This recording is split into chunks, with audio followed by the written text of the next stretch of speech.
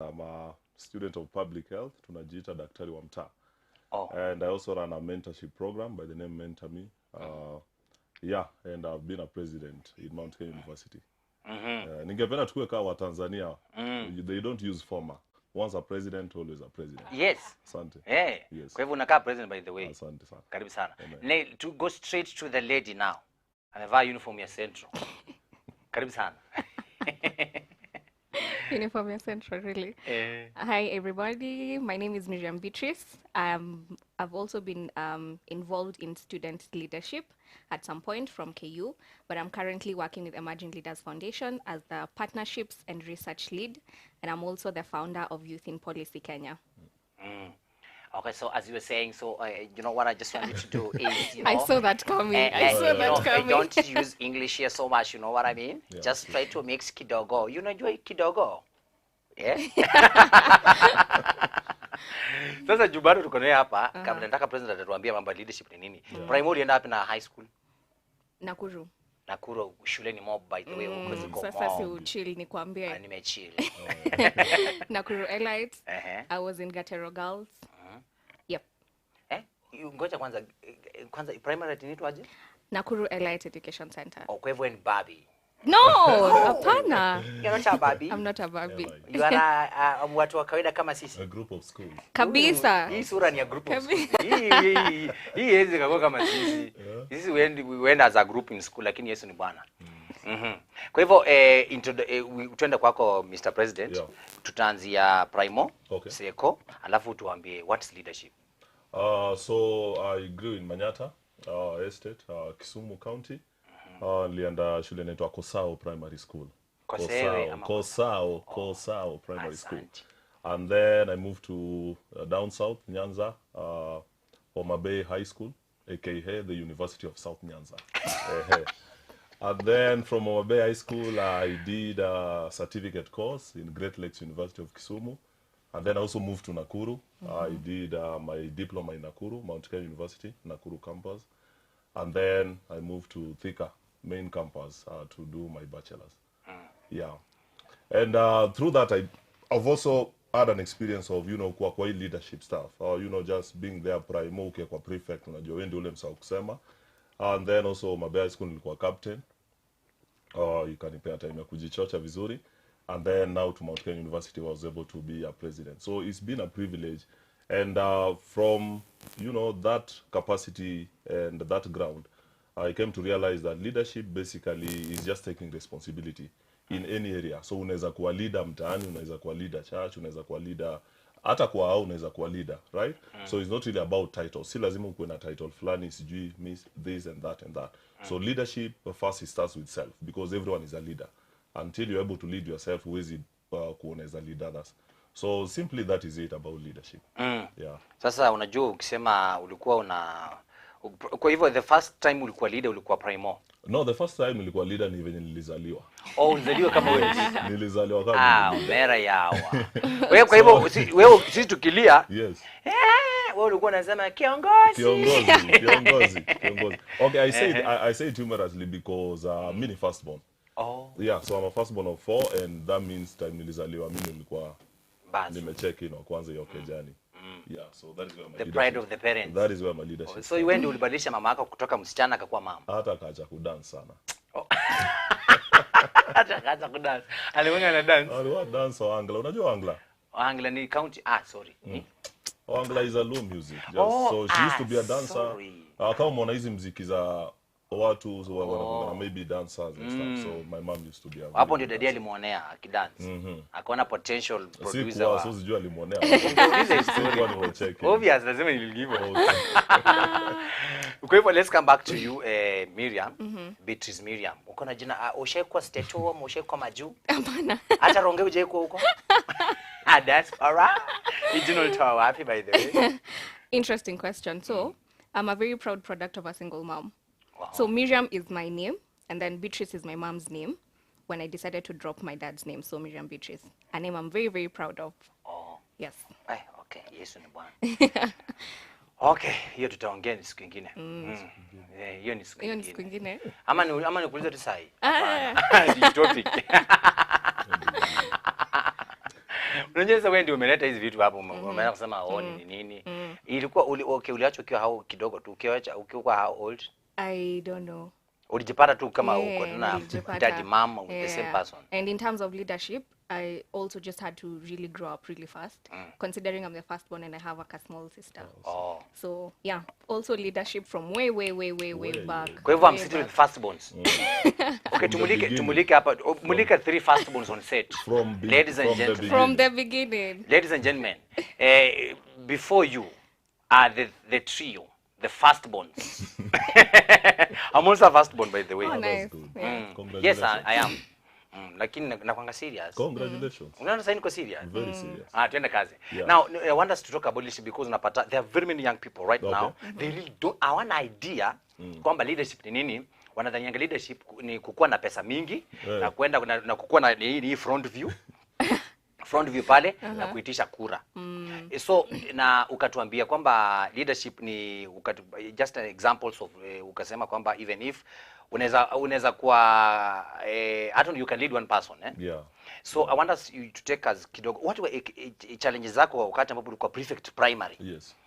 Ilikuwa how was the experience kwanza hiyo tu mara kwanza kwa prefect? Okay, I think that was class 6, 7, 8 and the challenge comes in time sasa unajua mostly primary ni ile kuandika tu noise makers and kuassign wase nani ataosha class and stuff like that. And so it becomes very challenging time maybe umeandika mabeshte yako ama umeandika wase wengine ukaacha mabeshte yako and later in life unakuja kurealize hii kitu inaku affect sana in leadership hapo mbele. But there's a quote nilisoma the wise men walikuwa wameandika wakasema everything rises and falls on leadership. So that is why leadership is very very important and we need to embrace it. Yes. We need to really embrace it. Ikuwe ni kanisa, ikuwe ni nation. There are people who shy away from leadership. Wanasema politics is a dirty game. Politics ni mbaya. And I beg to differ with that because hatuwezi kubaliana hiyo. It is we human beings that makes things either dirty or clean. So if you feel sometimes politics ni dirty game, but we ingia hapo make it clean, okay? Because politics is not dirty. After all, everyone in politics or in leadership makes decisions based on you. If you see what is happening in Afghanistan sahi, inakuambia if we have poor leadership or we have, choose anyone who can just do anything. Sahi tunaweza kuwa hatuna country as we speak. So leadership is very key and we must go into it. Whether it is dirty or clean, you choose tujiambia vijana tunataka kuingia kwa hii kitu to make a difference. To make a difference. Can I also just interject a little bit? He's mentioned something very important as a young person, as a young leader from all the way back. Challenges zenye aliweza kupitia. And I feel like from that point we've not been able to cultivate people who can serve us as leaders, the good quality of leadership that we want in this country, and it should go from way back. In fact, at this point, I should mention he's a product of Emerging Leaders Foundation, so we trained him to the leader he is. Wait. Yes. So you guys, when I was bringing him on board, I didn't consult you. Tumepatana hapa. We were able to see. And the good thing about it that I think we need to tell our youths, 2022 in a come. Their position, leadership will always be there forever. But the thing is now, mimi kama Owilah, I'm waiting maybe to vie. What am I doing before that time? And I think that is the very key thing that young leaders we need to explore. 3 things very, very important. We need to build capacity.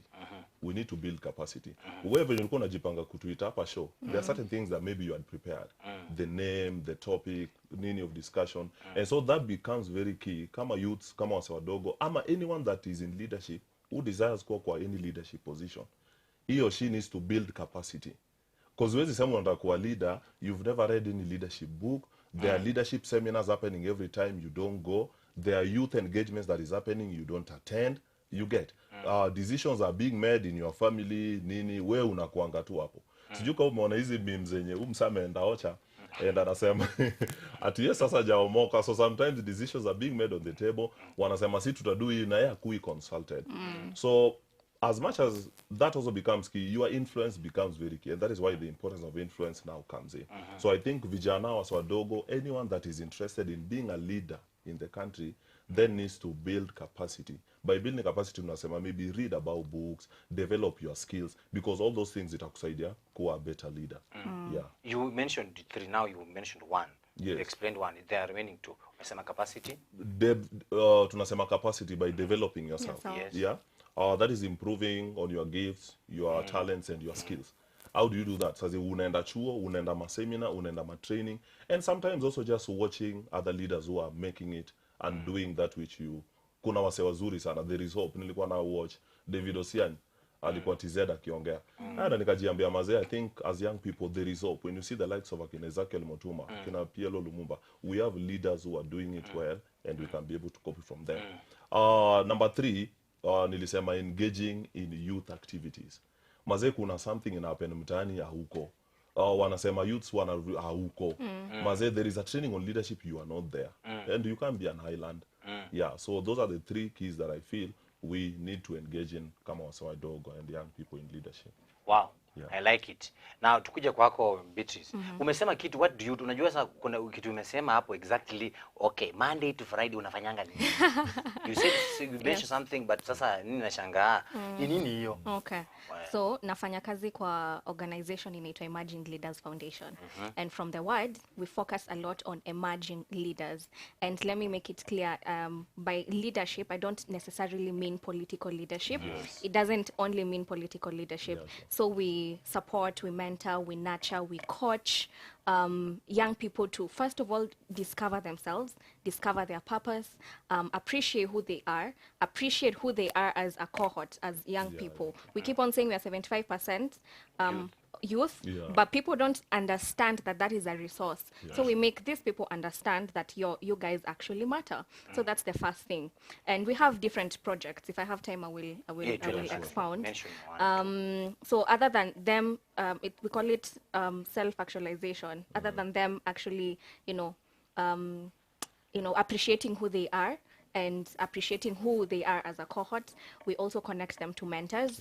So every person who goes through our different projects is paired by a mentor in one area or the other that they want to thrive in. So he wanted to really thrive in, I'll use him as an example because he's here. So he wanted to alikuwa nataka ku propel his career in terms of political leadership. So we make sure we've paired him with one of the people mwenye anaangalia anasema one day nataka kwa mse kama huyu.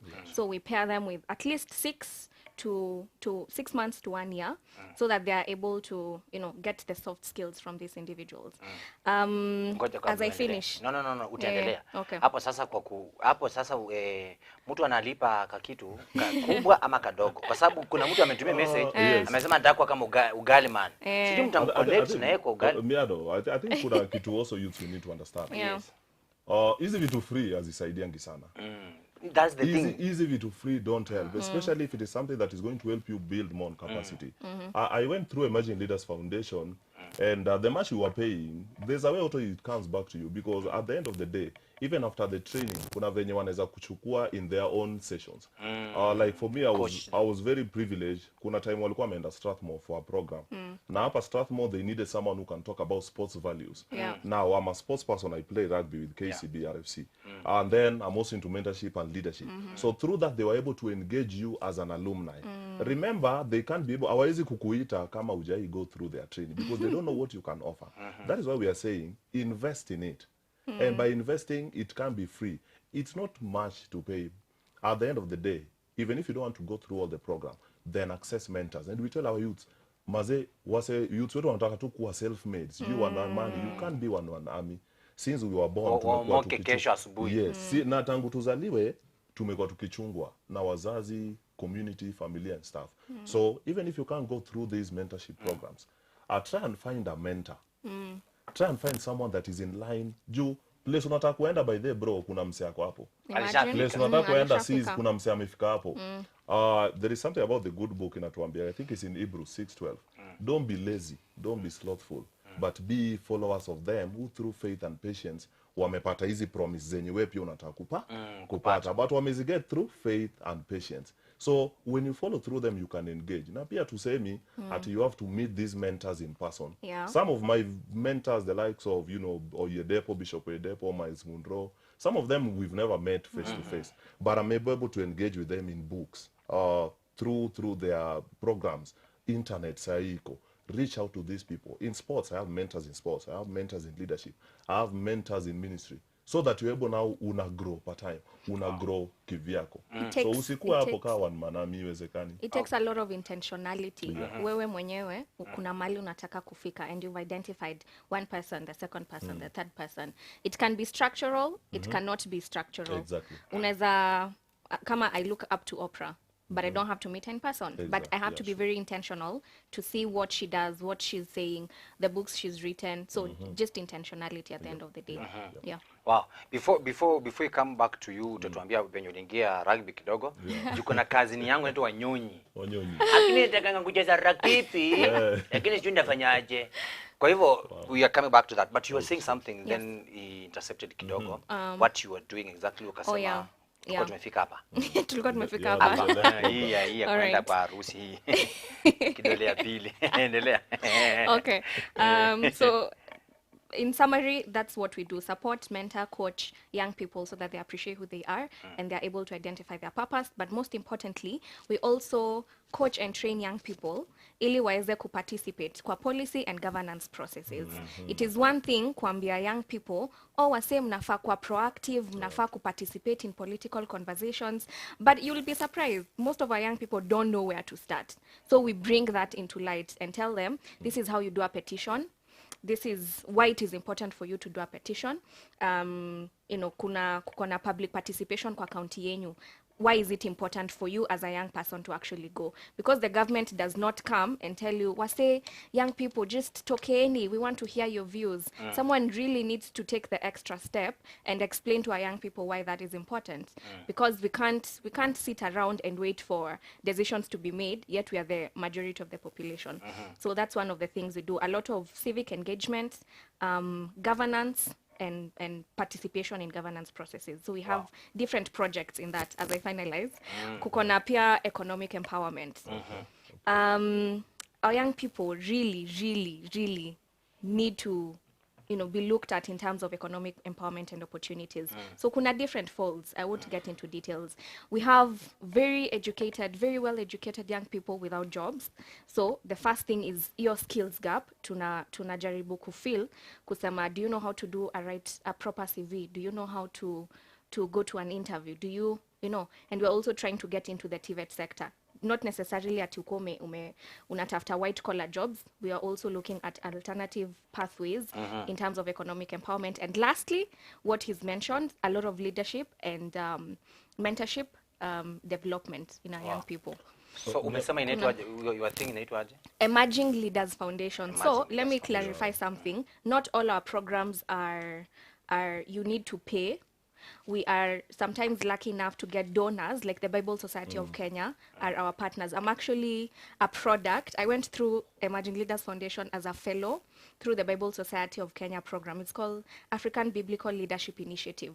So through BSK and ELF, they've been able to come together and say, every year we will sponsor like 100 students, and you don't necessarily have to pay. And it's a fantastic program. So I would urge young people to just look out for our social media pages. That's on Facebook, on Twitter, on Instagram. Tuko kila mahali. Write me an email. Hata saizi niko hapa. Tuko kila mahali, by the way. Yeah. So there is something too we need to clarify that amesema. That we are 75% youths, and so when decisions are being made and stuff like that. But one thing we need to remember that itatusaidia even to grow, and that is what has really kind of me to work in terms of leadership, is what we call sustainability.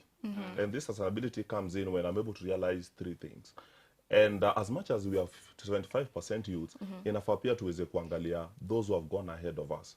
Now, so that we are able to realize our leaders wameenda mbele yetu, what did they do that we can do better, number one. Because when we see where we can do better, then we'll be able to improve.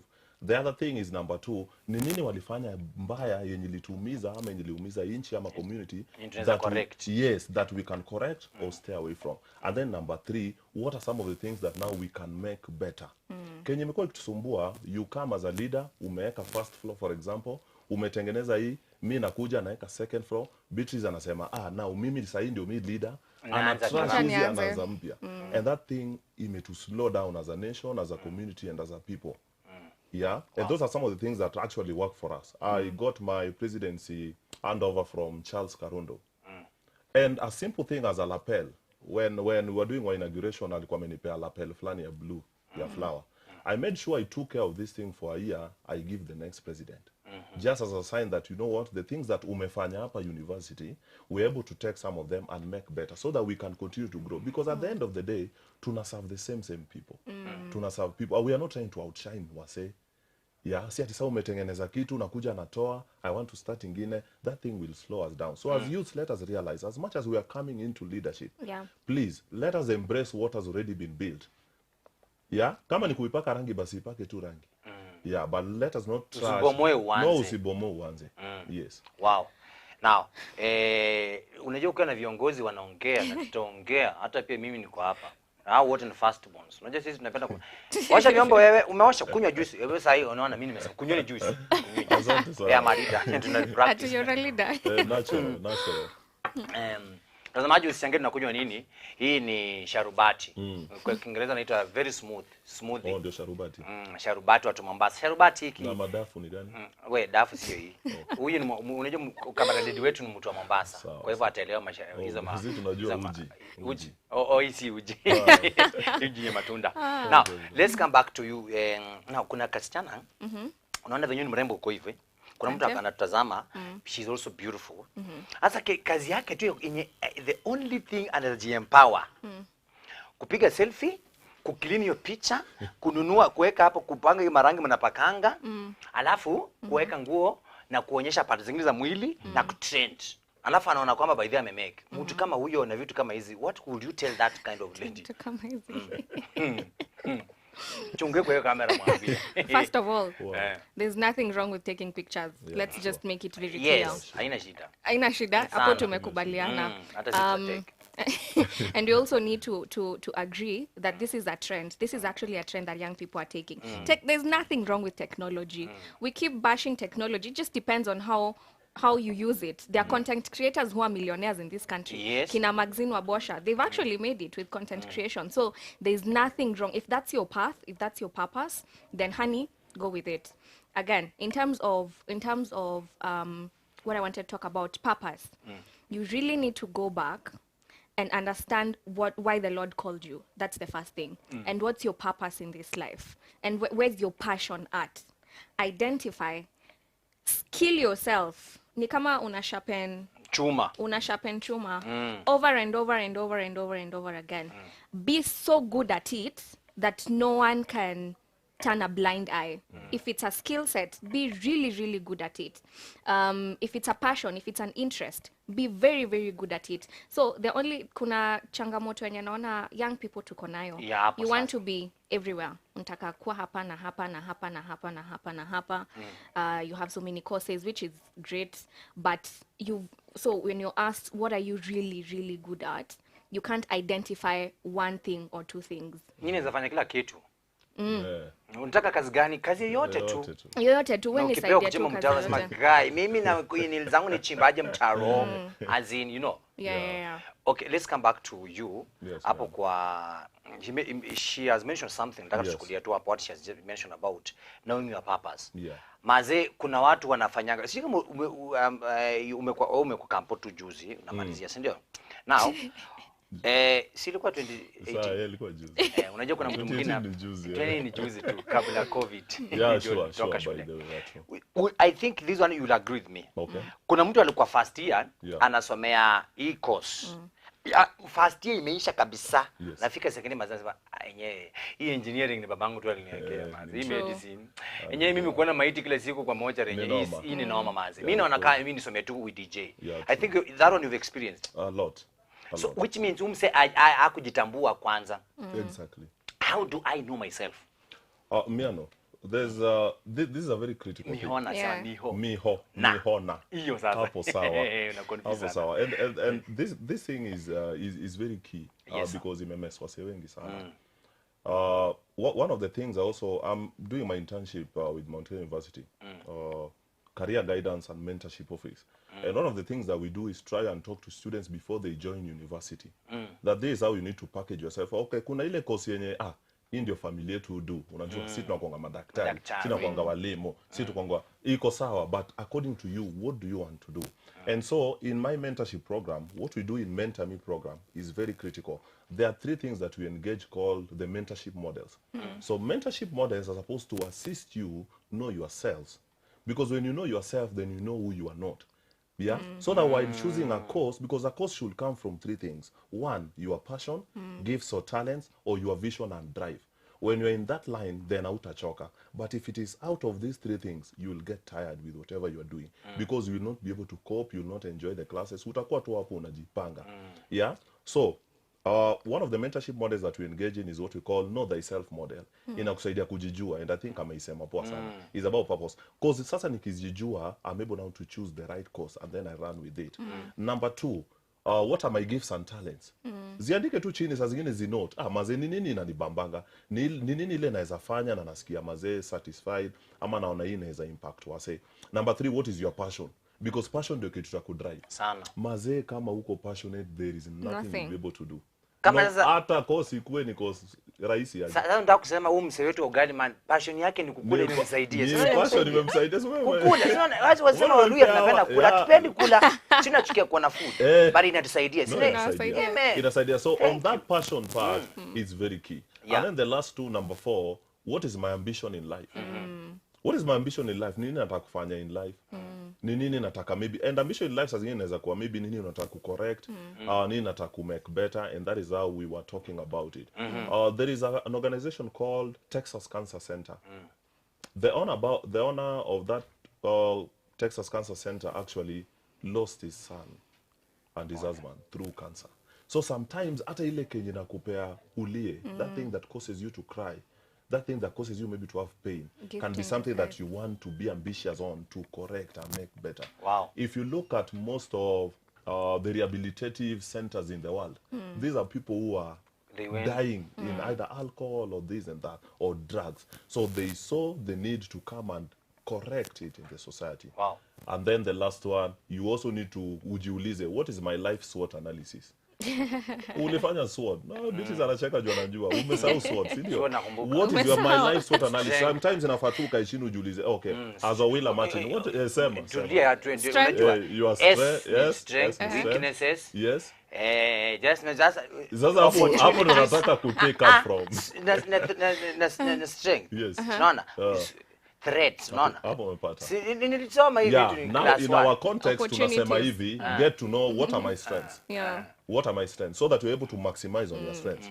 Inafaa uweke more effort on your strengths. Si zile vitu wasio wanakuambia uwezi kudu. Hizo ni weaknesses zako. And then the important thing about weaknesses, these are sometimes vitu hatuwezi hata change. But you can manage yourself in your weakness. Uwezi sema ati mimi nikiwangana wase, saa zingine nasikianga tu naona wanapewa, mimi pia nipewe, ni weakness yangu. No. Get to know your weakness so that you can manage yourself in that weakness. The first step is understanding, actually knowing your weakness. Because wako singine wanasemanga nini tu weakness yangu. Then get to know it. Ukijua, then you can manage yourself. At the same uzi change, but you can be able, there are certain places siku hizi I just have to avoid. Because I know my weakness in certain areas. Ukifika tu hapo wataona kufungua na pombe hivi unasema. Sitakunywa lakini nitatest tu glass. Exactly. So that you know also how to balance. Okay? And then opportunities here we are talking about now, as a sports person, or as a mentor, or as a leader. What are some of the opportunities around me that zinaweza nisaidia to make it to where I'm going? You get? For example, me, I do mentorship talks a lot. So that means schools are an opportunity. That means I have to present myself well when I go to them, or I have to seek some guidance, I have to visit, engage yourself with people. Association mazee ina matter. Hakuna tunaweza fanya hii life bila wasee. Association matters a lot. Connection. Yes. Hii story ya kusema dia Kenya uwezi omoka hadi ukue sijui unajulikana nani. Hiyo kujulikana ni muhimu. It helps. It helps. Let me tell you. It helps. Weka utaki kujulikana, weka hapo. Sisi tutaenda tujulikane. We want to get those networks so that we can be able to make it place what wana make. So kuna namba? Na ya mwisho thread. Niko namba yako nimesema. Connection, na ndio maana tuko hapa. Ndio connection. Kitu ya mwisho kwanza tuongea hapo. Connection. Imagine. Utoshtue. And then ya mwisho ni threats. Threats, yeah. These are things you can't change, baba. The pandemic was here with us. Corona ilikuwa imekaa, hatuwezi change. For us who are in leadership, bad leadership is a threat to us. Because as ingine hatujui system, by the time si tunaingia in few years to come, hatujui hiyo system imetengenezwaje. But now, you being aware about it will help you also to understand how do I correct your place. Wow. Especially, wale wanasema sijui politics is a dirty game. Change that Please, thing. change that narrative. I'll try to scale story tena. Si poa, by the way. Yeah, because we need to, ya mwisho tu, please. Yeah. Let's embrace leadership. Let's embrace influence. Najua tutaongea juu influence kidogo. Yes. Let's pray for our leaders, maze. I say see angels, I say see perfect. Let's pray for them so that God anaweza wasaidia wapate wisdom ya kutu lead. Because I had a wise man say this, a country you don't pray for, a nation you don't pray for, a people you don't pray for, an institution you don't pray for cannot be a blessing to you. And so, for example, I've gone through Mount Kenya University and these institutions, Emerging Leaders Foundation, Lapid Leaders Africa, Africa Youth Leadership Forum. Sometimes I just pray, Lord, thank you for leading me through this place, and may you also continue to bless them, that others may also come. Mwangaza TV haiwezi tubariki if we don't pray for it. If you're talking ill about your nation, Kenya ni mbaya, itakuwa mbaya kwako. Kenya tu wasema itakuwa mbaya kwako. Na uko hapo. Viongozi wetu hawatusaidii, hawatakusaidia. Because Kenya unasema ndio nakukujia the end of the day. Mimi Kenya ni poa. Kenya ni poa. I love you. Baze Kenya we are blessed. Baby Kenya, I love you so much with my heart. Kenya is a female ama male? Female. Every country is a female. Every country is a female. Female. Yes. Hey, no wonder we are wacha blessed. nikwambie hapo. Ushaona shape ya Kenya? Inakuanga hivi alafu kuna hips. Shape tuko nayo. Umeona shape tuko nayo. Iko na hips hivi alafu pale unajua hips ziko wapi? Hakuna country inatuweza. Angalia hips ziko pale Nyanza. Alafu na coast. Si jokes kwa shape ya Kenya inakujanga hivi. Then hips alafu inateremka. Sio kweli? So we are feminine by even design. We are blessed. As a country we are blessed. We are blessed. So please umesikia from the president himself ya kwamba love Kenya. Mimi napenda Kenya. Mimi I told God I'll be going to hizo countries zingine zinaitwa America vitu gani whatever. Nenda to shopping, kupeleka bibi yangu huko twende tunini tuangalie venye kunakaa. Tunarudi tunaenda swim huko. Narudi home. Narudi tu swim lakini. Nenda tu swim huko Canada narudi home. Kenya. East West. Tunakuja huku kwetu. Tunaenda huko tunanunua vitu tunakuja tunauzia huko. Tunatembea tu. Tunakuja huko. Kenya nchi yetu. Tu invest hapa. Tukuja kwako. Na by the way Kenya is so beautiful. It is. Sio kweli? Kenya is awesome. Na lazima tukaweze kupromote our cultures, to promote the best ones, okay? Alafu our heritage, sawa? Tununue nguo zetu za hapa. Unaona? To support our very own, to support our own music. Hallelujah. Unaona? Yes. Even as we are supporting our own, sijui tununue nguo za hapa. Let it also be something that stands. Ndio tunakuja. Yes, let it be something that stands. Yezi kuwa tunatengeneza kitu tu fani. Hebu kwanza test yenye imeundwa Mwangaza Kenya tuone kama. No, hii iko sawa, hii tutanunua. So Hii nimeambia Nash. Bana yeye mnunui hii ni yetu tu ya Mwangaza company imetengeneza. Imeundwa na mtu anaitwa Nash. Asante. Nash akona base. Tukija kwako my dear. Unajua president anaweza ongea mpaka next week. Hata anaweza itisha kura sasa mimi nasimama president. Kidogo ataanza 2022 ngoja. Na chama. Okay, let's come back. Niko registered wewe niko kwa chama. Chama. Usitaje sasa. Utataja tukimaliza show. Lakini tutatuma hiyo clip baadaye. Last year tutatuma hiyo clip. Sasa let's come back and talk. Mimi I'm so much concerned about umesema you come from hapa umeanza kwa baridi. Mzimeni hiyo AC sasa. Hapo kwa girl child. Girl child wanasema kwamba they are more empowered than boy child. Sindio? Alafu kuna venye mnaingianga hii game, alafu nasema by the way tuko hapa hatubanduki. You know? So like now you as a lady, what comes into your mind wakati unaona kama girls wanakuwa empowered sana? Is it true kwanza wanakuwa empowered kuliko boy child? And what is all supposed to happen? Atakuwa anatuambia kama boy child sasa. Okay. Represent girl child hapa, boy child hapa. I'm a researcher. So what I'm about to present are facts. There's a conference I attended recently by the UN Women. Recently, it was a stakeholders conference. And can you imagine only 29% of women are empowered? Of course, there are KPIs, key performance indicators of what we mean by empowerment. Only 29% in Kenya. With all the movements, with all the initiatives, with all the kidogo resources we are getting, only 29%. What does that tell you? More and more work still needs to be done. We've not even scratched the surface. We have not even scratched the... You know, acha nikwambie kitu. Hiyo venye unauliza wanaume tutaenda wapi. No one ever said women empowerment is a fight between the male and the female gender. By me empowering the woman, it does not necessarily mean I'm disempowering you. Empowering one is not disempowering the other. Are we together? Never forget that. If you forget everything, never forget that. We are just saying for the longest time, our women have been very marginalized for the longest time, over generations. And what we want to do is to just bring them to where the men have always been. Tutoshane. Tuanze tufike tu hapo. Ile yenye tunasema. No. What we'll be saying is, we are not electing women leaders. We are just electing leaders. Like there won't be a female or male component. Hapo sasa ndo nataka tufike.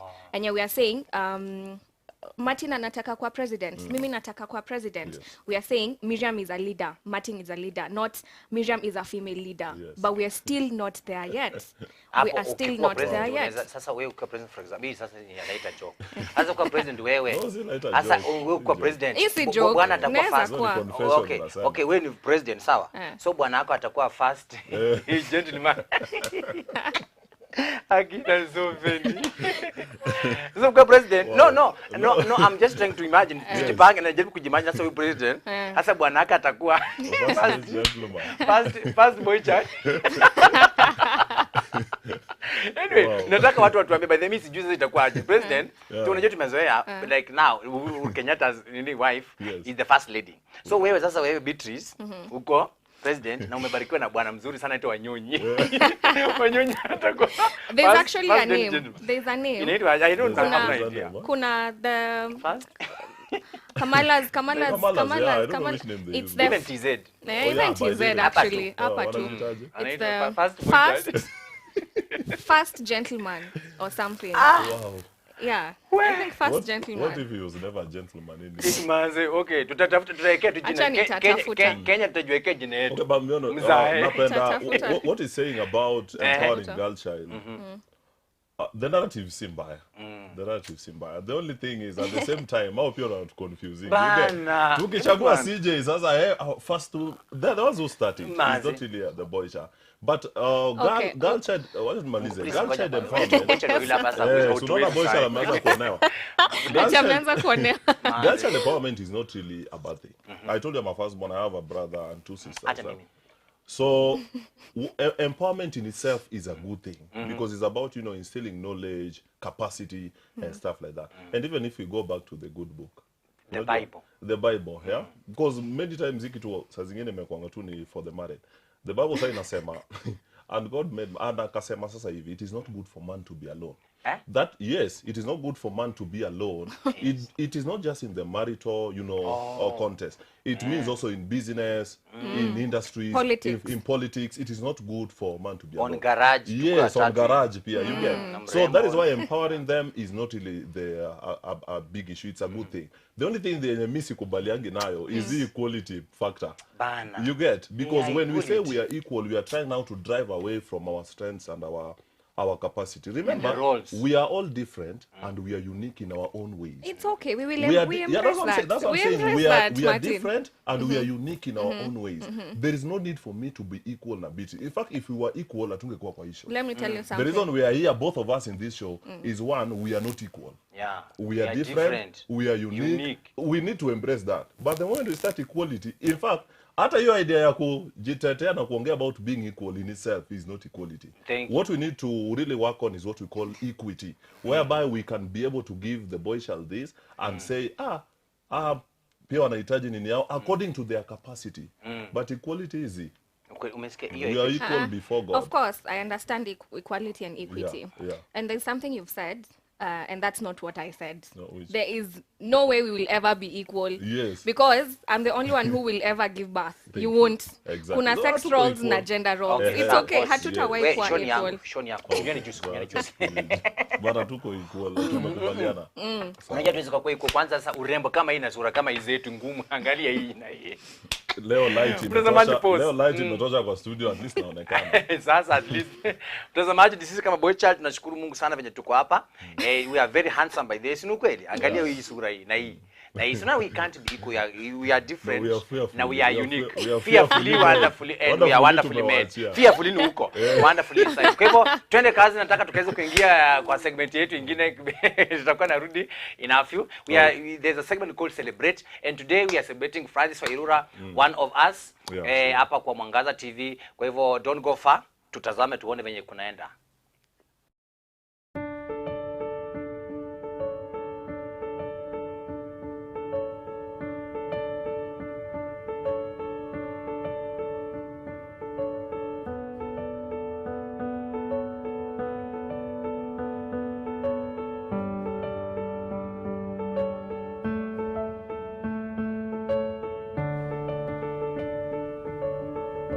Hi guys, it's Maggie Kamau here, and yes, today is all about Francis Wairura. Francis, aka Papa, namjua ka father figure. He's a father figure. He's also a very good guy. Yani, ni ule mse, you never bored kwa around him. He's also a mentor. That's one of the best thing about him. He's also a mentor, and he's a very straightforward person. Ukitaka kusaidie enda tuambie Francis nataka hii. Of course he'll help. So he's there for everyone. He has such a kind heart, and that's what I love about Francis. So yeah. Kwa majina ni Carol Favor. Siku ya leo na celebrate Francis Wairura, tunafanya naye kazi Mwangaza TV and Mwangaza FM. Leo na celebrate Francis, kwanza ni mentor mzuri sana, role model kwa wengi, kama mkubwa wetu kwa TV. Ni mtu mzuri sana, kwanza Kiswahili yake unipatia motisha venye anaongeanga. Ni mtu encouraging sana, abarikiwe na azidi kuwa na roho safi. Hi all, my name is Kelvin Gashigiri Washira, celebrating Francis Wairura, colleague and co-worker at Mwangaza TV. Also my supervisor, so big up Wairura. Hey, Papa Francis, mimi by the way, namjua kama mse mwenye anakuanga very serious akifanya kazi yake, lakini akimaliza kazi yake he's a joker. Sasa yeye anafanya kazi yake, especially ukimpata kwa desk ya news akiandika news, hawezi akakuongelesha, lakini akimaliza akikupata wewe ukiandika news, atahakikisha kwamba amekusumbua. But he's a very good friend, na napenda kuongea Kiswahili chake. Kiswahili cha Papa Francis hata siwezi linganisha. Kitu kingine na Papa Francis anapenda mchezo. You know, hakwangi ile time yenye ako free. Anapenda mchezo sana. Yani si yule mtu serious atutamboeka ukiwa na yeye, at least anapenda mchezo. Kwa majina naitwa David Muteri Mweti, na celebrate Francis Wairura akiwa mfanyikazi mzuri, mwenye roho safi na eloquent speaker wa Kiswahili pale news, na ni mtu mzuri sana. Yeah. Kwa majina naitwa Grace Mumo, the principal of Jewel Professional College, na namjua Francis Wairura kama ambassador wa Jewel Professional College. Amekuwa na show na wanafunzi wa Jewel Professional. He's very hardworking na Mungu ambariki sana. Ni aje wase. Kwa majina naitwa Deno, straight out Azima. Niko hapa siku ya leo kuonga story ya Francis. Francis ni mse serious, devoted. Alafu kiswa yake si tucheke. Sijui kadi vile alitoka Coast ama ni aje, angekuwa mode, lakini Francis ni mse mfani, na that's it. Habari yenu watazamaji, kwa majina ni Evelyn Muthoni, na mimi ni colleague wa Francis Wairura. Wairura namjua akiwa ni kaka. Namjua akiwa kaka mwenye roho safi, ana bidii sana, anapenda kazi yake, ni mtu mwenye ni mwalimu pia, na zaidi ya yote anamcha Mungu, anampenda Mungu na anapenda kazi yake sana. Barikiwa Wairura. Na hujambo mpenzi mtazamaji, tumefika hapa ili tukaweza kumsherekea kakangu mwenzangu katika hii fani ya wanahabari. Jamaa tunayemuenzi sana, anajulikana kama Francis Wairura, ni msomaji wa habari katika kituo cha runinga ya Mwangaza. Tunamuenzi kwa kuwa jamaa anayetukuza, jamaa anayetuangalilia maslahi yetu pamoja na mambo mengi sana. Heko kwake.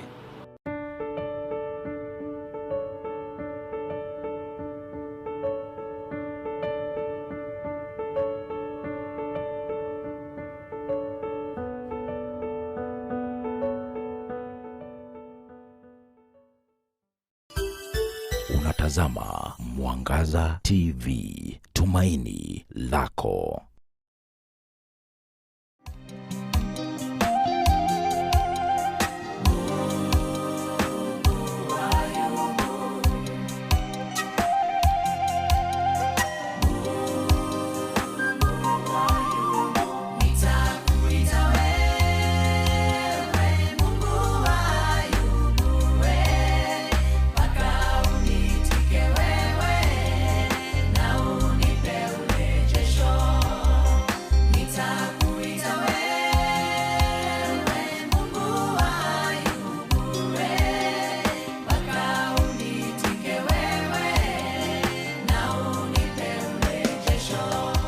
Hujambo mtazamaji, kwa majina ni Margaret Jine. Ukitaka huu wimbo Mungu wa Ayubu kama sikiza tuni yako, dial *811 *5326615 #. Mtazamaji, Mungu wa Ayubu hurejesha chochote kilicholiwa na nzige. Mtumainie huyu Mungu.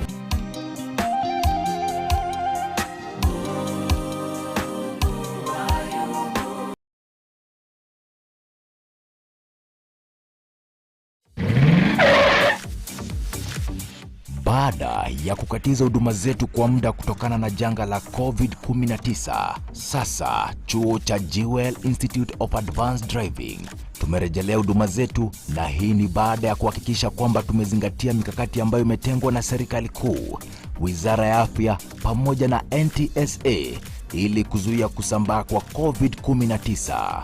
Hapa tunatumia mtaala mpya wa NTSA na tunafunza vitengo vyote vya udereva kuanzia Class A ambapo unafunzwa kuendesha pikipiki na tuktuk, Class B ambazo ni gari ndogo, Class C hizi ni gari za kubebea mizigo, na Class D ambazo ni gari za kubebea abiria.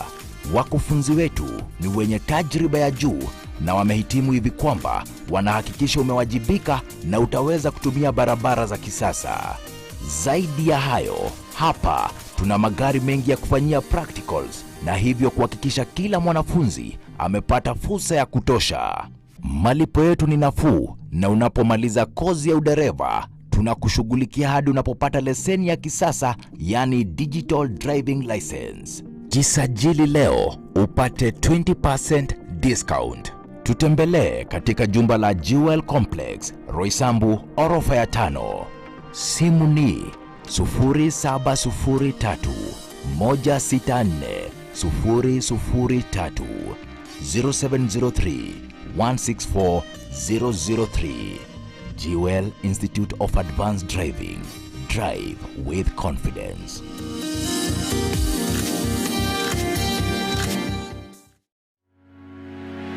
Je, unatafuta shule ya kujiunga nayo hasa baada ya kumaliza kidato cha 4?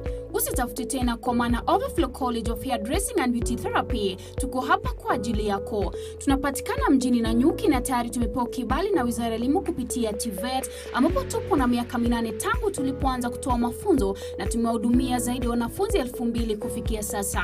Mitihani yetu yote ni internal na NITA, bila kusahau tuna walimu wenye tajriba ya kutosha. Tunatoa mafunzo ya kozi za diploma na certificate katika braiding and weaving, hairdressing, beauty therapy, fashion and design, barbering, full cosmetology na pia hot massage kwa miezi 6 hadi 9, na tuna hafla za kufuzu kila mwaka.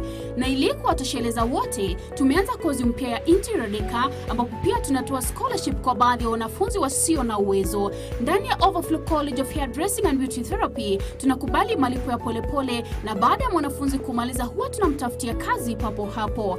Fanya hima ujiandikishe sasa, ambapo tunawachukua wanafunzi wapya kwa bei nafuu. Usao pia maktaba yetu yamejaa vitabu. Owilah College of Hairdressing and Beauty Therapy tunatoa mafunzo ya computer classes pia. Iwapo una swali ni kwa nini ujiunge nasi, kumbuka wengi waliofuzu wapa tayari wamejiajiri na wanakula unono. Itakuwaje sio wewe? Hatimaye na kwa wale wana harusi tunatoa huduma za bridal makeup pamoja na hair styling. Kwa mengi zaidi, tutembelee Kanu Building, Kongomaito upstairs opposite Life House karibu na Nanyuki Main Stage, au tupigie simu kwa nambari 07 22925546 0722925546 au 0721633962 au tuandikie barua pepe kupitia overflowtech.oti@gmail.com. Overflow College of Hairdressing and Beauty Therapy. Learn with professionals and be a professional.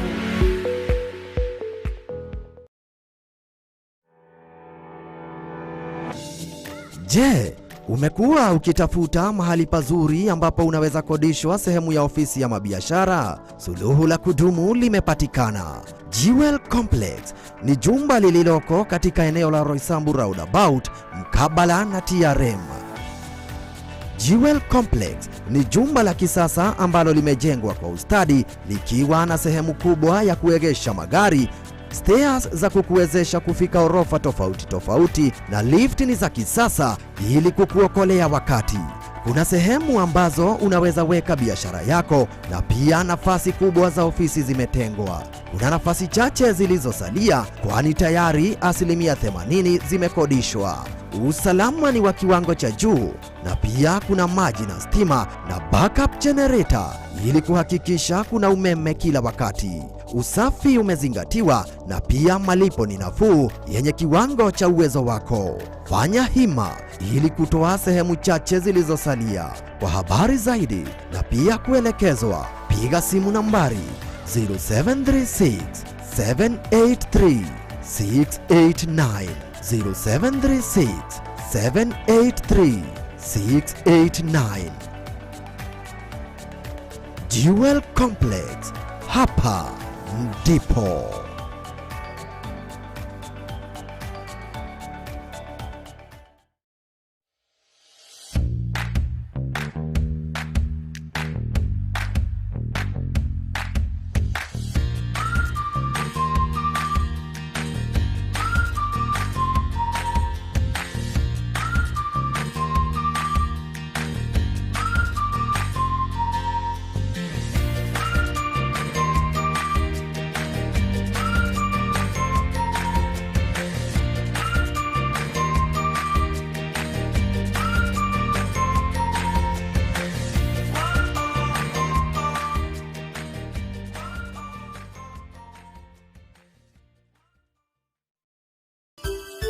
Unatazama Mwangaza TV, tumaini lako. Ninacheka sana kwa sababu hapo unajua kuna wamenichekesha. Wameniambia ati kuna mtu alituma message alafu sasa akaulizwa kama mimi by the way natoka Kakamega City, the official chicken city. Na amesema kama sisi Waluya ati chakula kipi ambacho Mluya hapendi. Message. Amesema kwamba Mluya chakula ambacho hawezi kula ni chakula kidogo.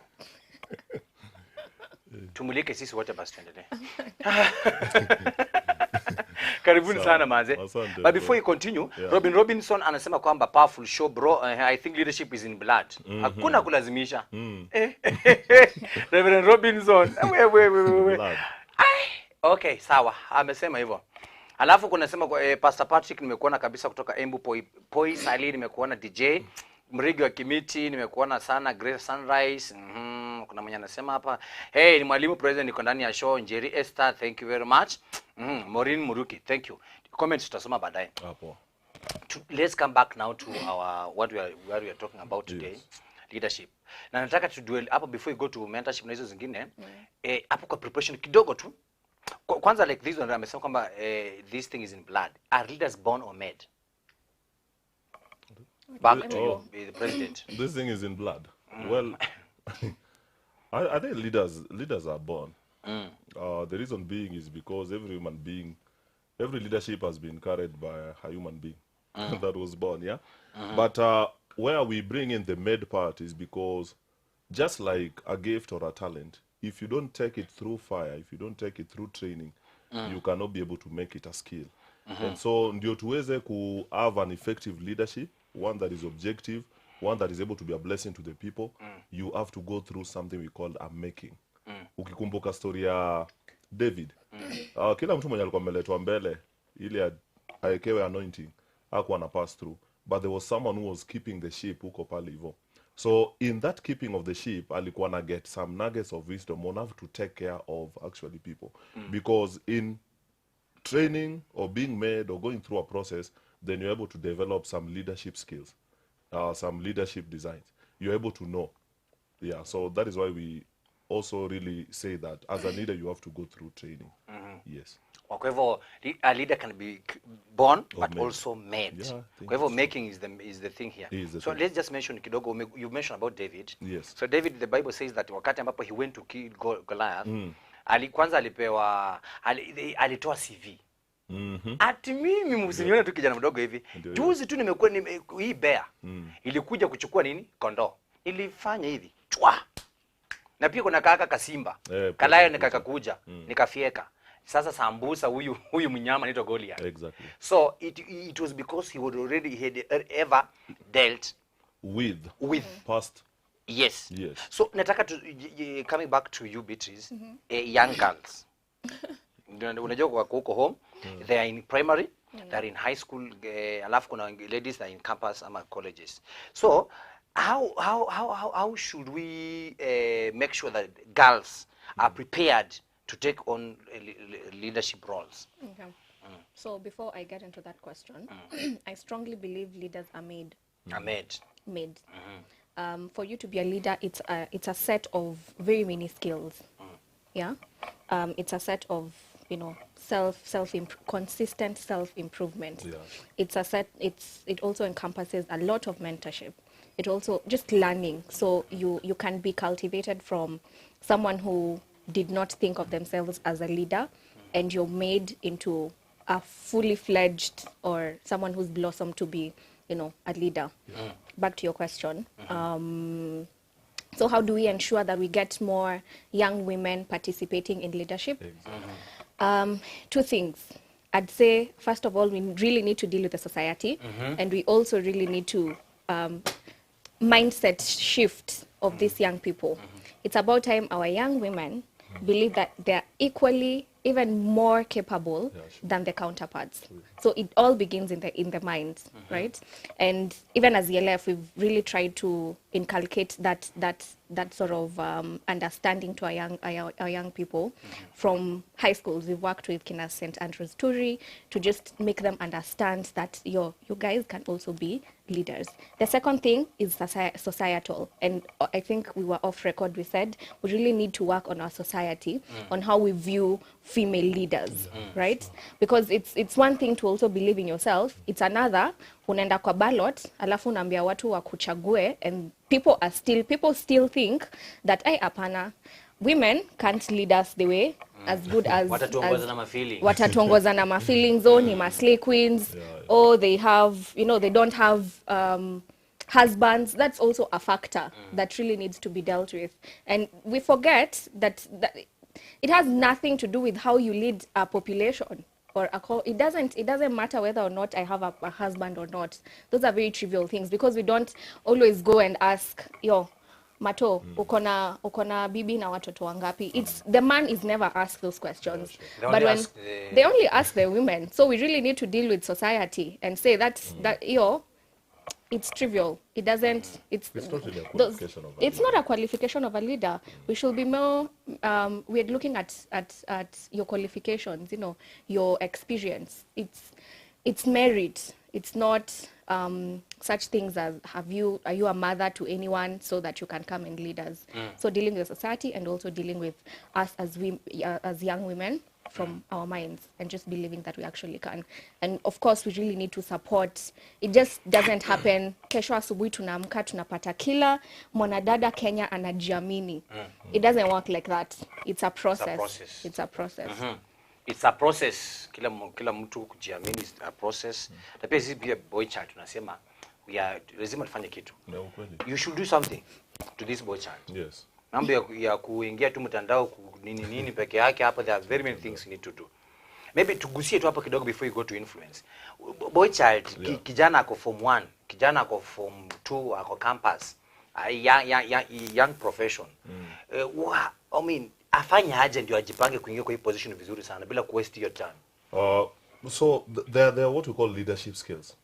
Zile vitu msana za kuwa nazo ndio imsaidie kuweza ku lead vizuri, si ndio? And simple things like communication skills.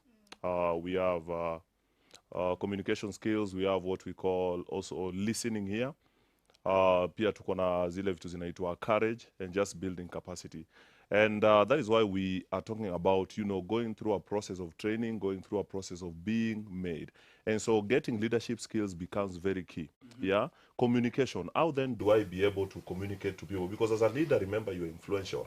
As a leader, remember, kuna place unaweza utakuwa na make decisions based on people's opinion and what they want to hear. And then we have the listening here. You cannot be able to be a leader kama huwezi kusikiza wase. You again, how are you leading them? And then the influence that we have talked about, and I believe tutaongea more of it. But apart from all these things, you know, courage, leadership skills, communication, nini. Let me just borrow 3 things from the Bible, yeah? Moses ameambiwa na Jethro that, you know what, bro?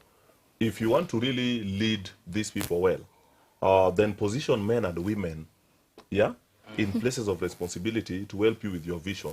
So inamaanisha that delegation becomes very key in leadership. Hauwezi fanya kila kitu. And so we need to train ourselves every time before we get to the top political seat in this country. Tuweze kujua hii position nimepewa kidogo kwa mtaa, hii position nimepewa pale church, hii position nimepewa pale hivyo kwa youth group.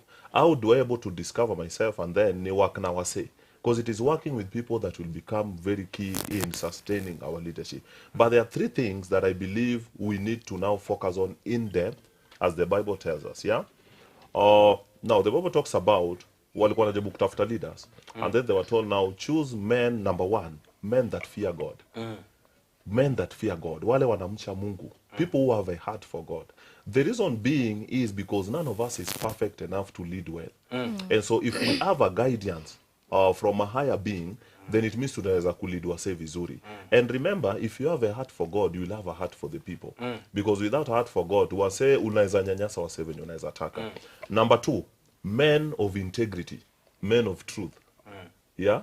Men of integrity, men of truth. Kuna example wanapeananga sana in leadership, that no matter how much umepass, ulipata levels, ukapata first class, ukapata job bank, if you're found stealing, utapelekwa jela.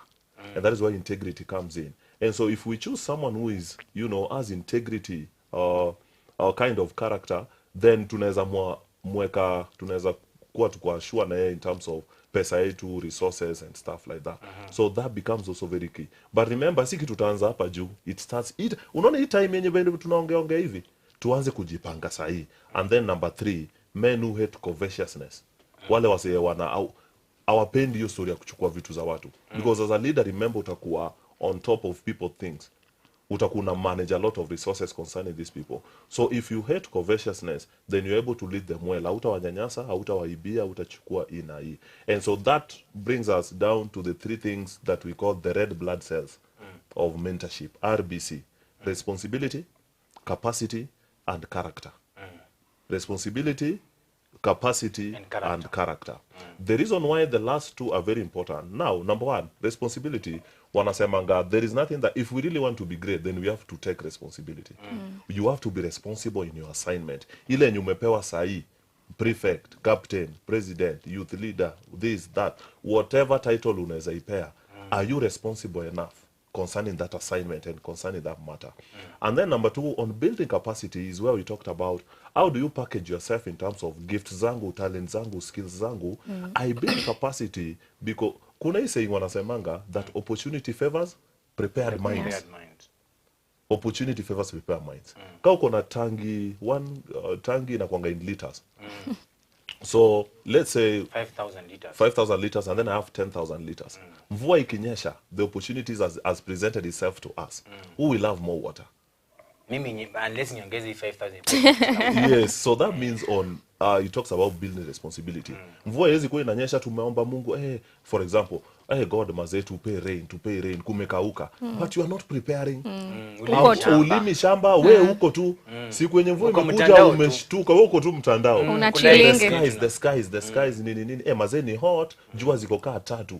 Kuna moja na kupiga hapa, kuna moja natoka hapa chini. #Dubai maneno sana kumeka. #Dubai.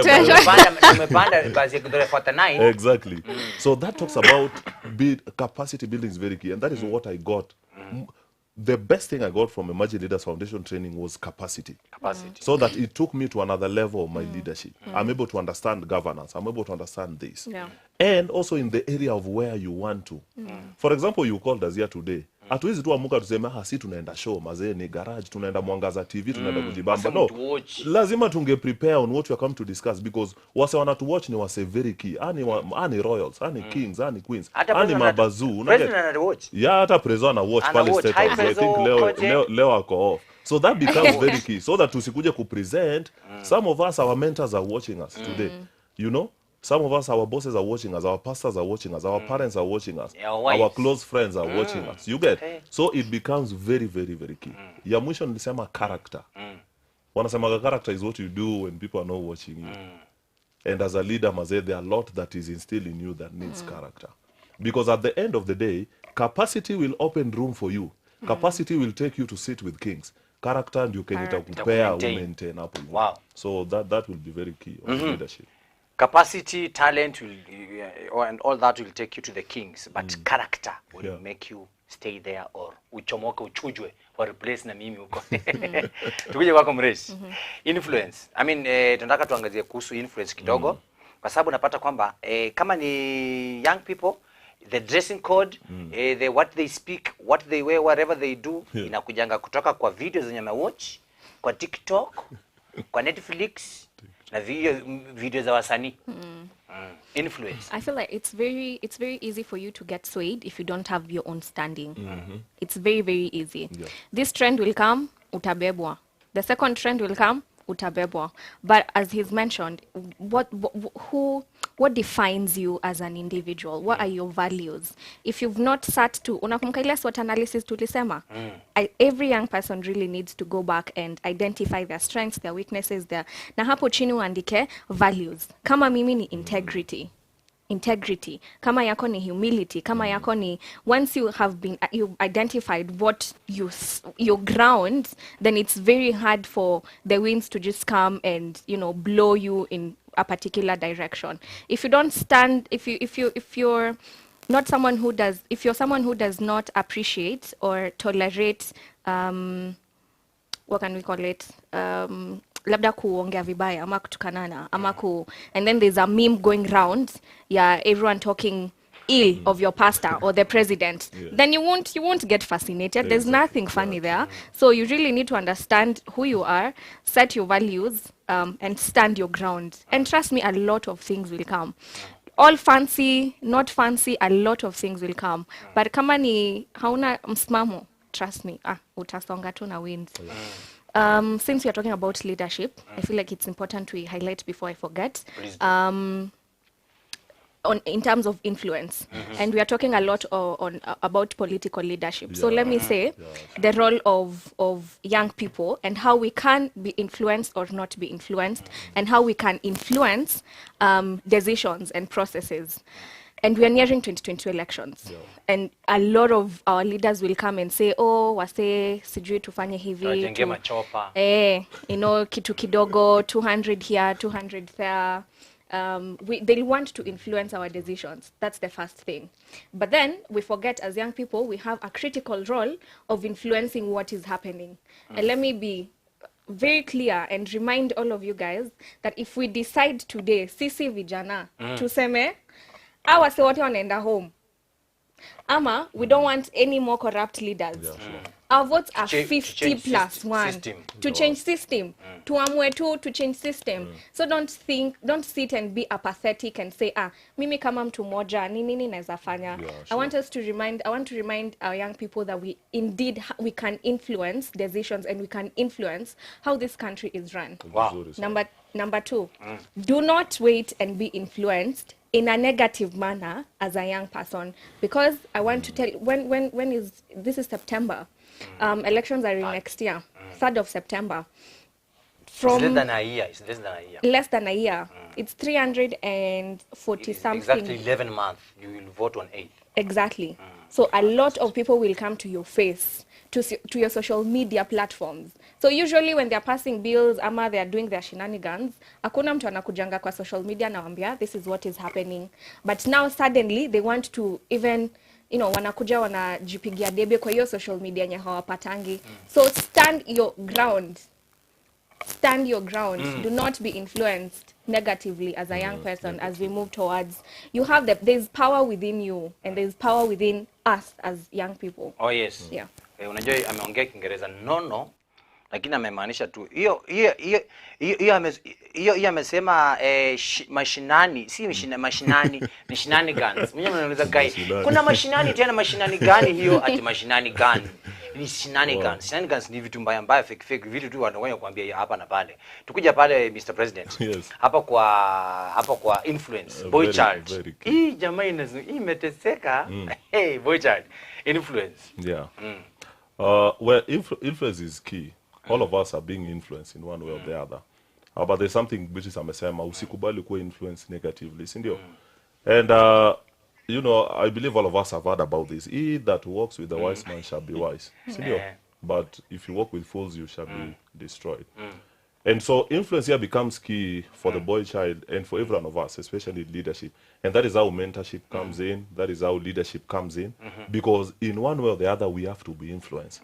The question now is, who do you choose to influence you? Exactly. And I'm saying, let's choose those people who are influencing us positively. Because you see, associations matters. Maze association in a matter. Associations in a do what? In a matter. And that is why even as we continue to talk, we are trying to bring you close to these factors. There is a scripture in the Bible that says, don't be deceived. Yeah, evil communication, it corrupt good morals. So that comes in influence, that comes in because of association. And about influence, just so we say, because and we still talking to our youths with politics power. And even in our church setup, some people feel like, maze, usiingie siasa and stuff like that. I remember I encountered the same time nilikuwa na vai pale Mount Kenya University. Atumsema CU takuaje? And also you see that CU thing that we are talking about, we've produced like almost 5 presidents. And while we had votes, I mean CU is big, you get. But if they're able to get now the context of what it is and the purpose of it, I think we mentioned it to Kianza, it will be very key. Now let's see how God is interested in you know, leadership and influence. And I'll give 3 key examples. Moja. Yeah, tatu. Ya kwanza yani that. Yeah, tatu. Ya kwanza. Ya kwanza. If you remember the story of Moses. Musa. Remember, ndio mtu aweze kuingia pale hivyo aone Pharaoh, it can't be a slave. You get? It needs someone who is influential. Someone who knows the system. Someone who knows the way. Ndio maana sasa Mungu akamchukua Musa, akamweka grow in that area so that next time akirudi, he knows how to approach the king. Because king tu wezi muapproach hivi. Hata kawe ni bazoo, do you know what it takes to approach the king? Yeah. So that is on influence. Because the it's kingdom only language. Yes, the kingdom language. Number 2, if you remember the story of Joseph. Remember dream haikupewa Joseph. Dream walikuwa wametumia nani? Pharaoh. Sindio? But now Joseph gets the interpretation to Pharaoh. The reason being is, Joseph angepewa dream, haizi change what was going to happen in Egypt. Hiyo drought ingekami wapige. But the reason why God gives the dream to Pharaoh is because Pharaoh is in an influential position. Because influence, political positions and people in influence, they're able to make decisions that will affect the community, it affect the nation. It affect so it affect everything. And that is why we are saying how influential becomes key. Ya tatu, for those of us, you know, who are born again, and we look unto Jesus as our savior.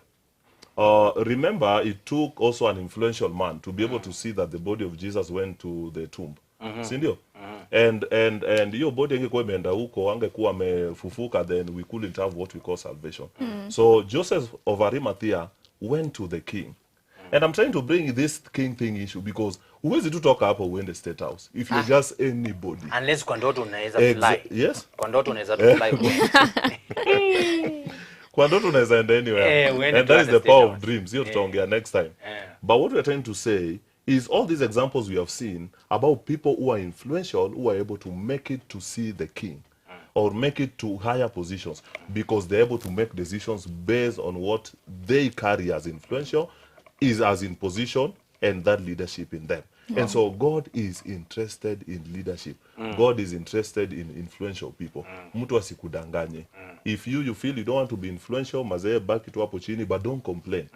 But if you want to participate, you know, in the decision making of this country, in your society, in your space, then learn to be influential. learn to be take an action and take responsibility. Proactivity. Somebody said nilikuwa nakuja kibarua leo, kazi leo, mtu akaniambia there's no influence without finance. Tutaanzia hapo next time. There's no influence without finance. Like tutagusia kidogo. Lakini at this moment, ladies and gentlemen, we are now graduating to the other side ambayo watu wamekuwa serious sana naangalia hapa. Hey guys, hiyo point by this point number 2 ilikuwaje? Watu wanaenjoy sana, they are people wanafuata sana. So wanasema tungeendelea, lakini sasa kuna president tunataka mpewa hapo. So jichagulie two numbers. Kuna numbers nataka kupita pale kwa screen. Zinaitwa divine numbers. So zitakapopita tutaanza na Mresh. Ambayo ladies first men before. Alafu tutachagua tu ziko mbili. These people are bullying me. No, we These love people are bullying me. Najua uko smart. So lazima tuku appreciate. Tuku appreciate. Ndio hizo sasa. Divine.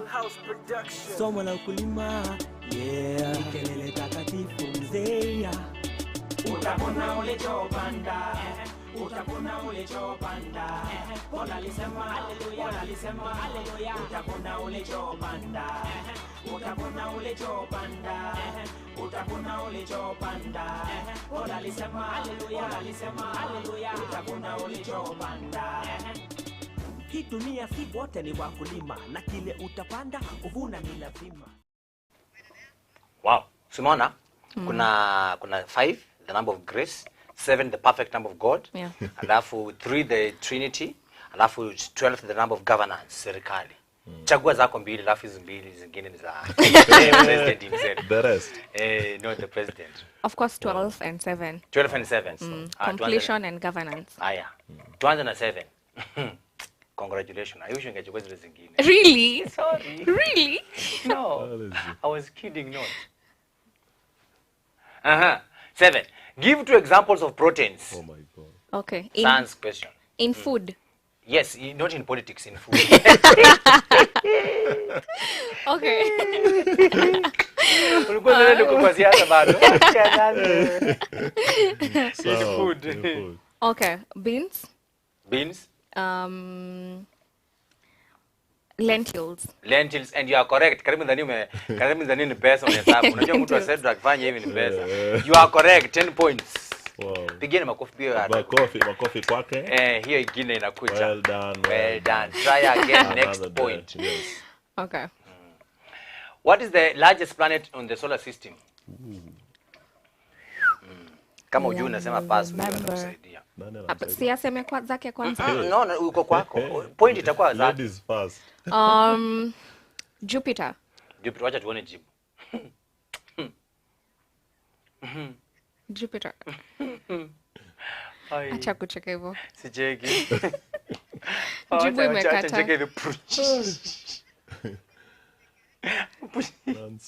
Jupiter, Jesus is Lord. 20. Sawa. Mimi nilichaguliwa. Umecheka tukasema. Aya. Mimi nilichaguliwa. Imebaki moja tu kwa 7.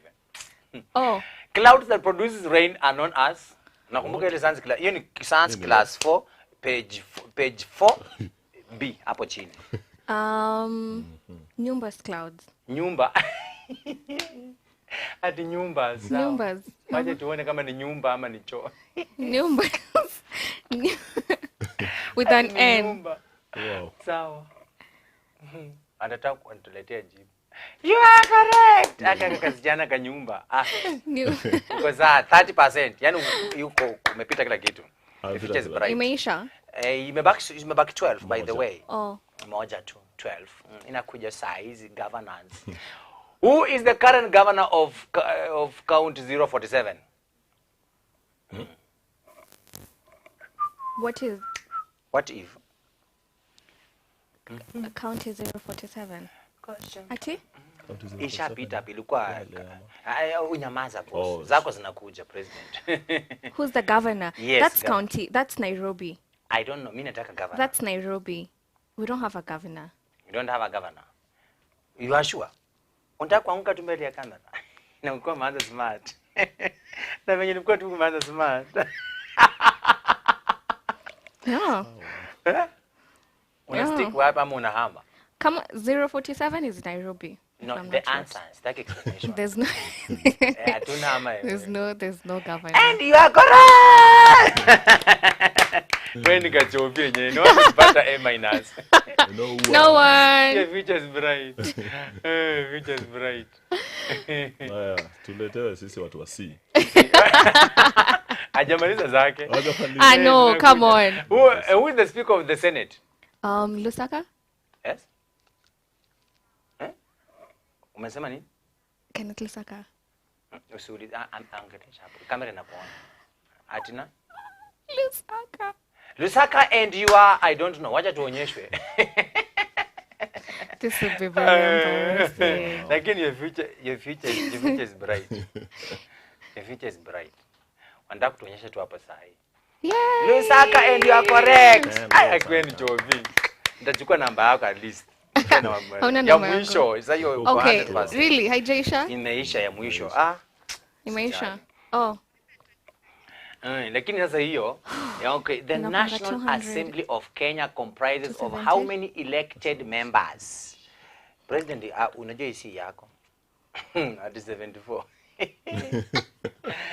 Kuna mtu amesema at 1900 sawa.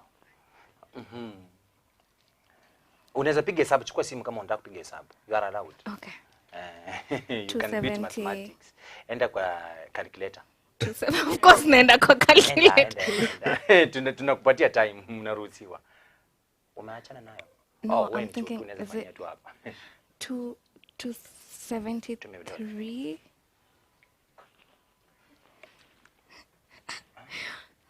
Unaona, these people are making fun. Is it 273? Ndio hiyo. Is 291? 291.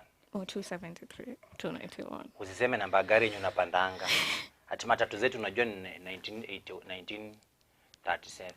So these are elected or? Aya, ndio hiyo. The answer is 337 members. That is 290 constituency plus women reps. Sasa hao ndio wanakuwa elected. So umeelewa? The national assembly ndio hiyo yenye unatamani kuingia. Okay. Haya, twende kwa za president sasa. Amekuwa anamsaidia sasa, jisaidie. Nimemsaidia tu mmoja. Sawa, jisaidie zako ndio zinakuwa. Gani? Alisaidia kucheka. 3. Have you sent us along which street? Mimi najua tu afya center.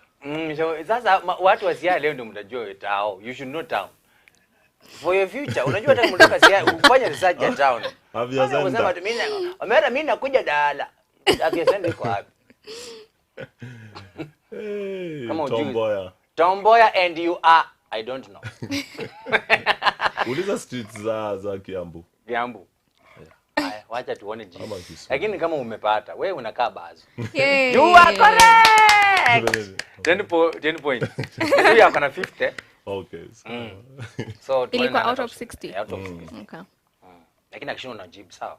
Usikue na wasiwasi. Okay. Ukipata unapata 5 more. Wow. In case ameshindwa. Nilifanya exam kitambo. Easy exam. Hii ni kujibamba.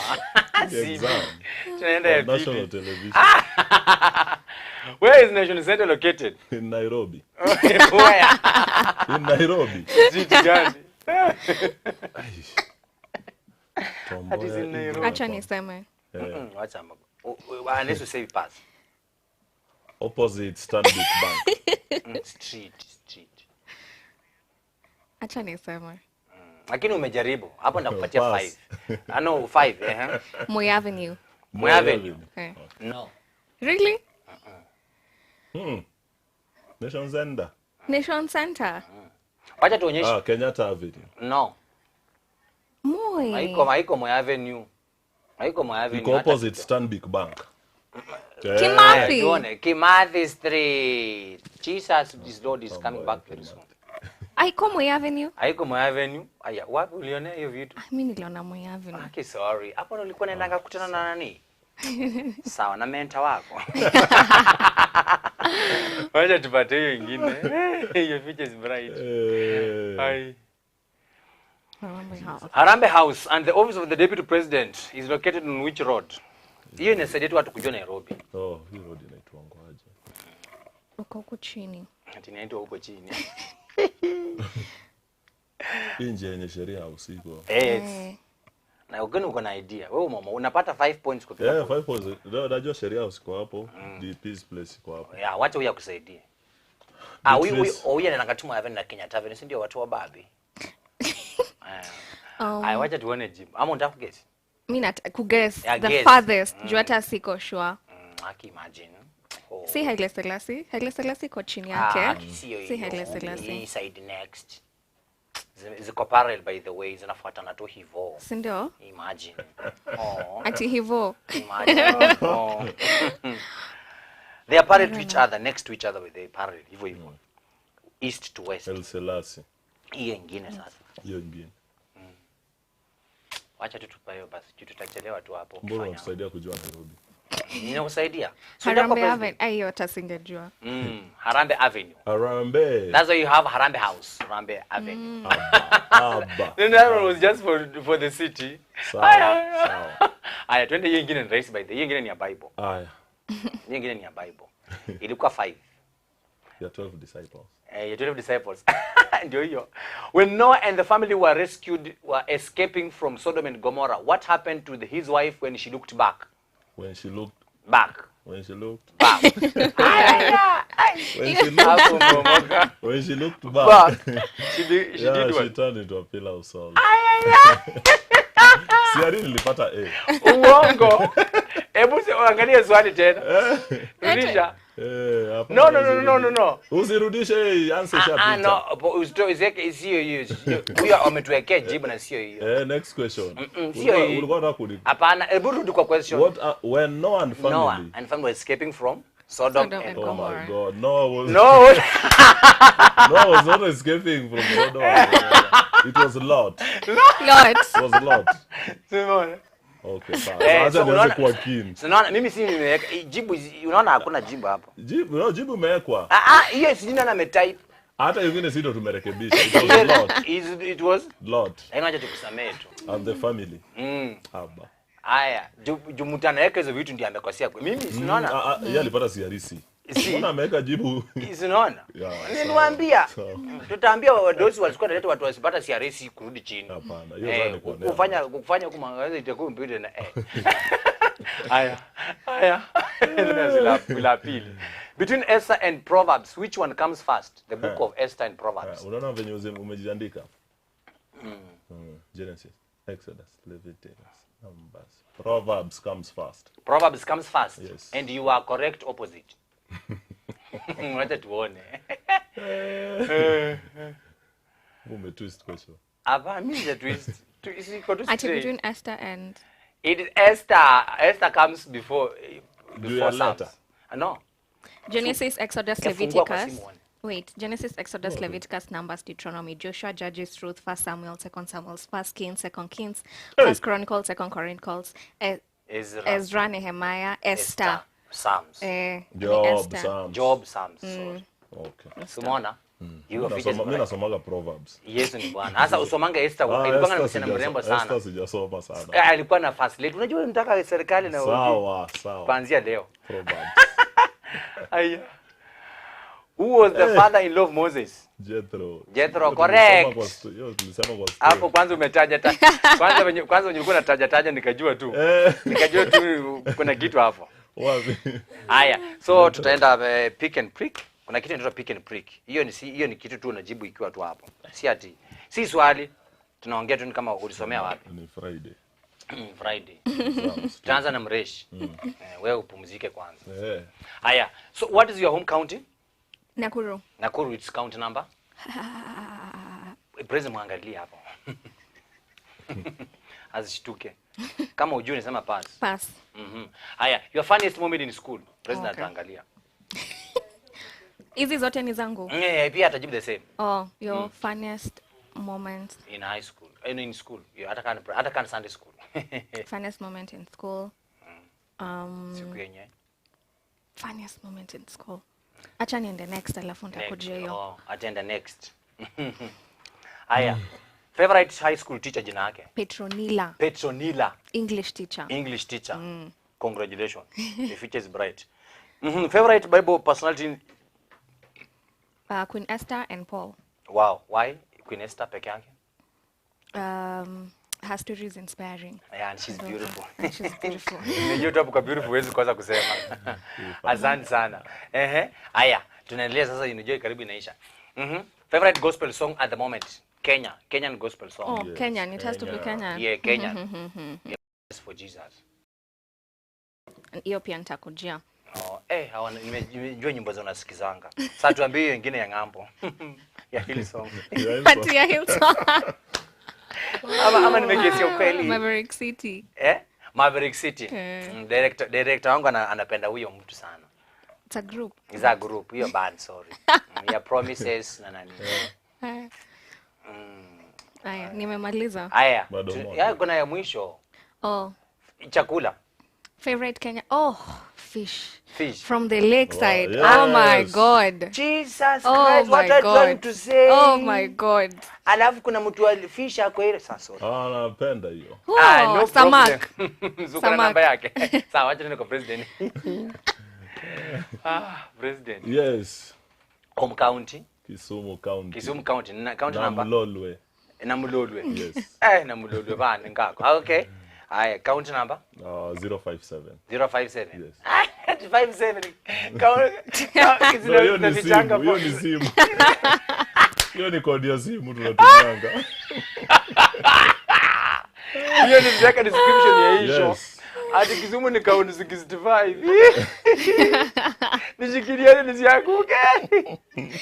057 ndio kodi yetu. Hakuna kitu kama hiyo. County inaandika 47, president umechoma.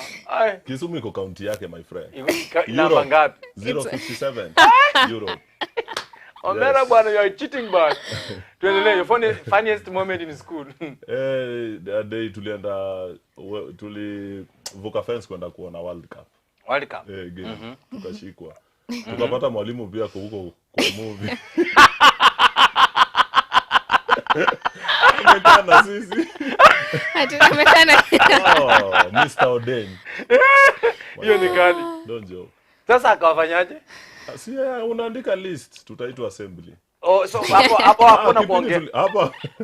Mkichia mnachia wote. Teacher woye. Alafu nakumbuka kesho ndio Wow, hiyo ni noma. Nitacheka nikimaliza. Oden was due. We. Haya, hiyo ni noma. Ati mizono jana. Wait, funga. Kesho nachapa kwa sababu usicheke sana. That was funny. We. Sawa. Favorite high school teacher? Mrs. Otuka, my biology teacher. Otuka. Yeah, my biology teacher. Yes. Otuka, barikiwa sana kufunza topics mingi za nini? Za biology. Yes. Yesu ni Bwana. Your favorite Bible personality? Yeah. Favorite Bible personality and why? David Paul. Why David? David, the kingship part. And a man who never lost a single war. And then pia na hizo vituko zote Mungu akamsamehe. Lakini Kenya tunapenda vituko sana Kenya. Sana. And then Paul, juu hakuna sermon nimeattend life yangu sijaisikia Paul. Very wise. Yes. Alikuwa amesoma. Sana. Yesu ni Bwana. Haya, tuko na ya mwisho hapo. Favorite gospel song in Kenya? Jemima Thiongo. Akisema takubariki. Hakuna atakayezuia. Kwani yeye ndiye Mungu mwenye kuweka soprano zote. Yes. Akisema utapata ndoa, hakuna atakayezuia. Na nani alikuwa anaimba? Okay. Sawa, ya mwisho chakula unapenda ni gani apart from fish? Apart from fish? Omena. Lakini fish ni omena. Haujakopi huyu? Hazijakopi, omena. Yeye ndiye amekukopi. Omena si fish. Ugali, kamboga kidogo, omena. Sasa usumejua sasa hizo fish unajua ipatikanangi huku Nairobi, sijui Murang'a, zinapatikananga. So in case you want to be eating it, think of kutoka shamba hiyo side. No, visiting forever. Kashamba. Si anunue shamba. Auzwe tu huko. Kuja tu huko. Haya, tuko na tongue twister sasa tukienda. Hey. Guy. It's a Friday, Ni Friday. Ni Friday. ni ya kusherehekea Mungu. Tunaanza na msichana. Shirika la reli la Rwanda limeshirikiana na shirika la reli la Rwanda. Namchekelea. Wait, by the from where I come from, usilete vitu za R na S. Nyinyi najua ni S na Sh. Lakini wacha tuanzie hapa kwa watu wa Murang'a, utasikia hapa vitu. Lakini ni babi, utasikia tena nataka picha na hiyo. Shirika la reli la Rwanda lilishirikiana na shirika la la Rwanda. Larry. Maji. Ati nilishirikiana na shirika gani? Shirika la reli la Rwanda. Lilishirikiana na shirika la reli la Rwanda. Haraka. Tumaliza haraka. Ati nimesema nini? Shirika la Isarab. No, Isarab sema wewe ni basi. Shirika la reli la Rwanda lilishirikiana na shirika la reli la Rwanda. Acha tuone baadhi hapo. Ndio hiyo hapo. Ni the same. Silika. Na mimi nilikuwa nimefurahi wamesema ladies first. Shirika la reli. Shirika la reli la Rwanda lilishirikiana na shirika la reli la Rwanda. Okay. Haraka sasa ushashika. Haraka. Iko na baraka. Shirika la reli la Rwanda lilishirikiana na shirika la reli la Rwanda. Shirika gani? Shirika la reli la Rwanda lilishirikiana na shirika la reli la Rwanda. Aya, kaunti ya Kericho tuko kwa ilikuwa ya Nakuru. Nakuru is county 032. 032. Uijue. Alafu ya Kisumu City, Kisumu iko wapi? Kisumu iko after wire. 41. Kisumu 42. 42. Mimi yangu ni 37. 42. Yangu inaitwanga 37. Next time hatutasahau. Tuko Kakamega City. 37. Siwezi sahau hiyo yangu. 40. So that Maze, thank you very much for coming.